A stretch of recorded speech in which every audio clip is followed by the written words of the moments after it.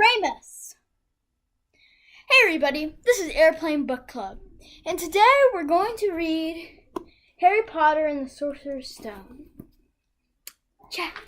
Let me start. Chapter 1. The Boy Who Lived. The Boy Who Lived. Mr. and Mrs. Dursley of number 4 Private Drive were proud to say that they were perfectly normal. Thank you very much. They were the last people you'd expect to be involved in anything strange or mysterious, because they just didn't hold such nonsense. Mr. Dursley was the director of a firm called Grunnings, which made drills. He was a big, beefy man with hardly any neck, although he did have a very large mustache. Mrs. Dursley was thin and blonde and had nearly twice the usual amount of neck, which came in very useful as she spent so much of her time craning over garden fences, spying on neighbors. The Dursleys had a small son called Dudley, and in their opinion, there was no finer boy anywhere. The Dursleys had everything they wanted, but they also had a secret, and their greatest fear was that somebody would discover it. They couldn't think they could bear if anyone found out about the Potters. Mrs. Potter was Mrs. Dursley's sister, but they hadn't mentioned for several years.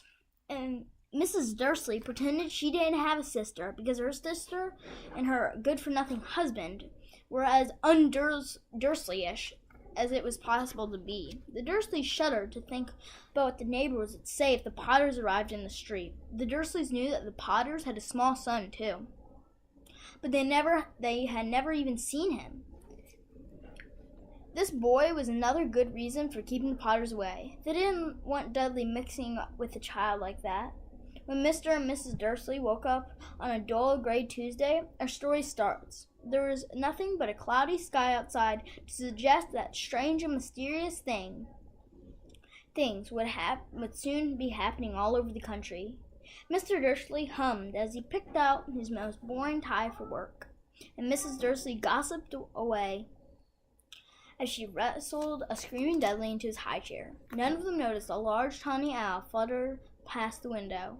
At 8:30, Mr. Dursley picked up his briefcase, pecked Mrs. Dursley on the cheek, and tried to kiss Dudley goodbye, but missed because Dudley was now having a tantrum and throwing his cereals at the walls. "Little tyke," toward Mr. Dursley as he left the house. He got into his car and backed out of number 4's drive. It was the corner of the street that he noticed the first sign of something peculiar: a cat reading a map. For a second, Mr. Dursley didn't realize what he had seen. Then he jerked his head around to look.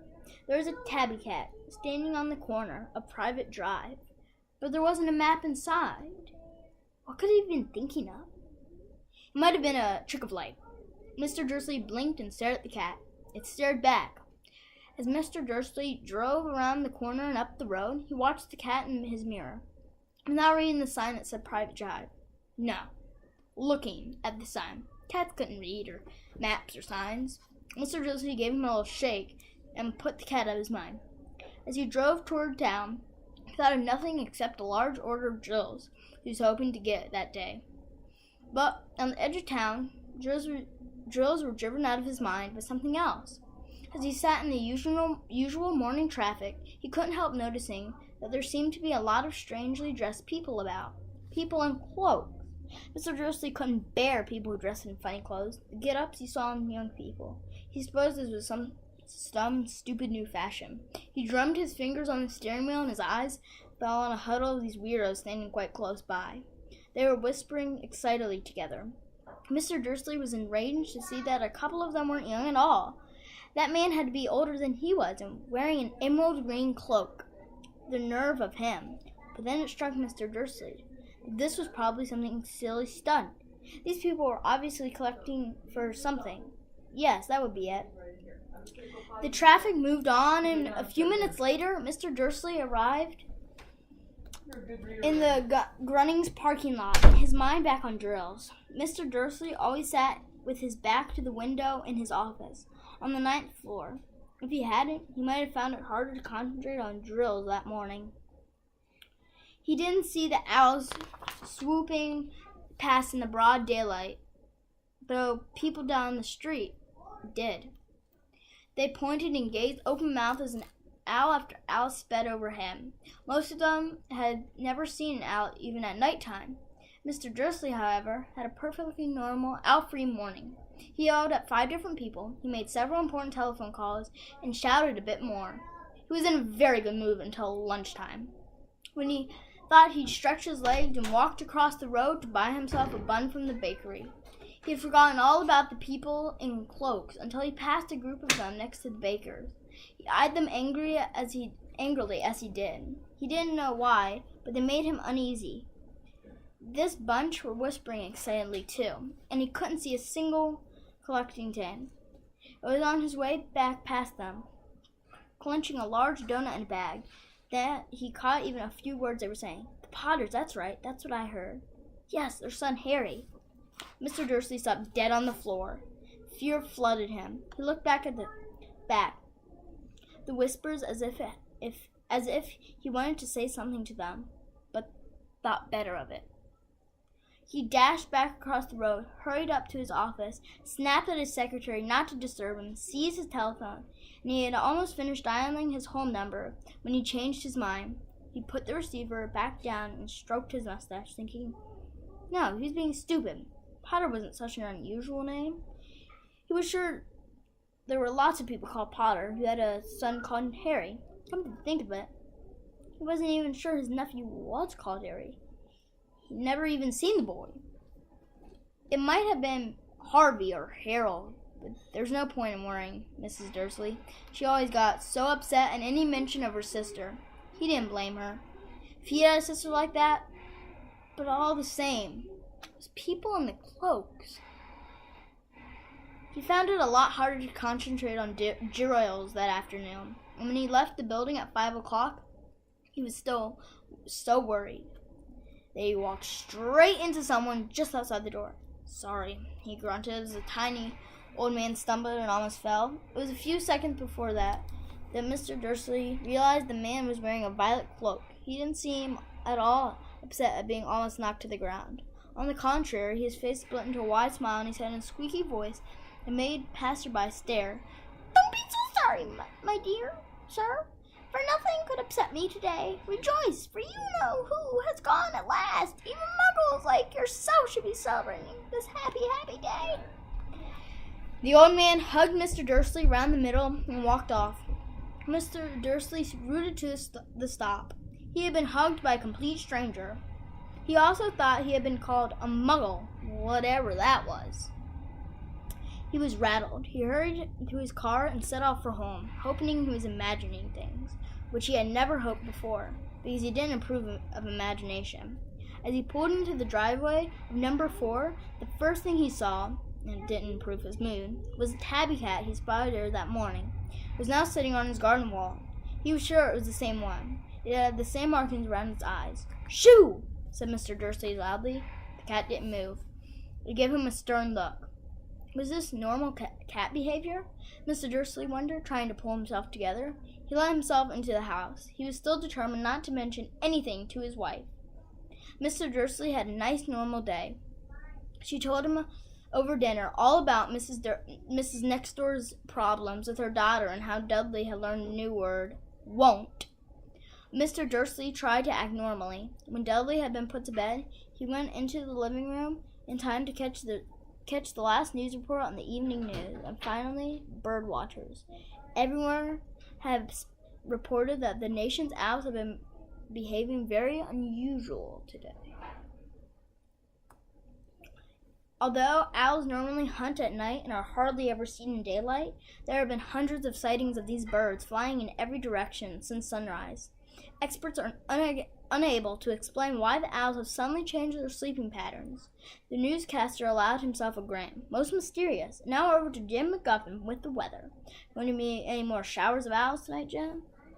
Well, Ted, said the weatherman, I don't know about that, but it's not only owls that have been acting oddly today. Viewers as far as Kent, Yorkshire, and Dundee I am phoning in to tell me that instead of raining, I promised yesterday, had been downpouring of shooting stars. Perhaps people have been celebrating bonfire night early. It's not until the next few weeks, folks, but I can promise a wet night tonight. Mr. Dursley sat frozen in his armchair. Shooting stars all over Britain, owls flying by daylight, mysterious people in cloaks all over the place, and a whisper about the Potters. Mrs. Dursley came into the living room carrying 2 cups of tea. It was no good. He'd have to say something to her. He cleared his throat. Petunia, dear, you haven't heard from your sister lately, have you? As he had expected, Mrs. Dursley looked shocked and angry. After all, the woman pretended she didn't have a sister. No, she said sharply. Why? Funny stuff on the news, Mr. Dursley mumbled. Owls, shooting stars, and there were a lot of funny people in town today. So? Snapped Mrs. Dursley. Well, I just thought maybe it was something to do with, the crowd. Mrs. Dursley sipped her tea through pursed lips. Mr. Dursley wondered whether he dared tell her he'd heard the name Potter. He decided he didn't dare. Instead, he said as casually as he could, "There's some. He'd be about Dudley's age now, wouldn't he?" "I suppose so," said Mrs. Dursley stiffly. "What's his name again?" "Howard, isn't it?" "Harry. Nasty, common name, if you ask me." "Oh, yes," said Mr. Dursley, his heart sinking horribly. "Yes, I quite agree." He didn't say another word on the subject as they went upstairs to bed. While Mrs. Dursley was in the bathroom, Mr. Dursley crept to the window and peered out into the front garden. The cat was still there. It was staring down Private Jive as it was waiting for something. Was he imagining things? Could all this have anything to do with the Potters? If it did, if it got out that they were related to a pair of, well, he didn't think he could bear it. The Dursleys got into bed. Mrs. Dursley fell asleep quickly, but Mr. Dursley lay awake, turning it all over his mind. His last comforting thought before he fell asleep was that even if the Potters were involved, there was no reason for them to come near him and Mrs. Dursley. The Potters knew very well what he and Petunia thought about them and their kind. He couldn't see how he and Petunia could get mixed up in anything that might be going on.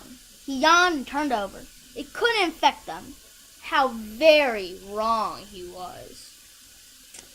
Mr. Dursley might have been drifting into an uneasy sleep, but the cat on the wall outside was showing no sign of sleepiness. It was sitting as still as a statue, its eyes fixed unblinkingly on the far corner of Private Drive. It didn't so much as quiver when a car door slammed or the next door street, nor when 2 owls swooped overhead. In fact, it was nearly midnight before the cat moved at all.